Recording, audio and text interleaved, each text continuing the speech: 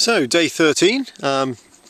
This is a day we thought might actually be a bit more of a challenge than the last couple of days. Fairly easy rolling along roads on the flat. We were heading sort of back in towards the interior a little bit on some rough tracks. So we tried to get a fairly early start. It was pretty rainy when we started off, and it kept it up for quite a long time actually. So pretty wet and miserable. And we biked along the river, caught up with our French friend. And just as we were heading up the track, we saw a little sign saying that the road was in fact closed in a couple of hours' time for a rally. So we were quite hopeful that we'd be able to get to see some rally action, but that never turned out to be. They seemed to close a lot of roads just in case a rally arrived, and yeah, we never saw or heard any rally cars, and they're pretty noisy things, so we're not quite sure what was going on there. About a kilometre up the rough track, we got to meet our French friend again. Turned out that he had let a bit too much air out of his tyres and had a pinch out, so he was having to repair a flat. But I think he probably overtook us when we were having lunch. So yeah, we hacked our way up the valley, pretty misty, pretty rainy, slogged along.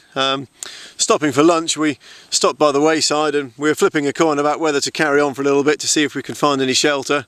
And it was pretty even odds, but I'm pretty pleased we did carry on, because Steve came good with a bit of adventuring off the road. He found himself a little, well, what looked to be a small little farm building that was in reasonable disrepair, but inside there was a big hot water tank where I guess they store some water coming out the ground at about 90 degrees C, and we scrambled our way into the attic and sat on top of this thing, so it was quite nice and warm and had a good feed, and frankly nobody really wanted to get out of there and back into the rain and carry on pedalling, but we're a little bit encouraged because the rain had eased off by this point. So the rest of the day seemed quite easy. In fact, we were steeling ourselves for a bit more of a sterner challenge, but the tracks are pretty good, pretty rutted, but generally okay.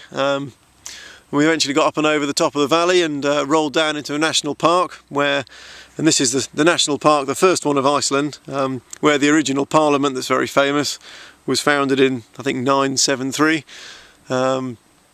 This is also where the edge of the American tectonic plate finishes, so you can see a big rift in the land. There's obviously quite a lot of activity here.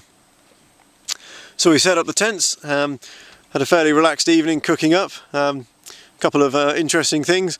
A little group of Frenchmen came round, all very jolly, with a huge tub of ice cream. And it seems that there's a little bit of a, well, pre-marriage affair going on, bit of a party, and they were trying to get rid of, well, about 3 gallons worth of ice cream, slapping it into everyone's plate. So the first I saw of this, Steve and you were sprinting across the campsite, waving their arms, shouting, "Grab your bowls, there's free ice cream on offer." Probably not entirely necessary given the fact that it's pretty chilly out here.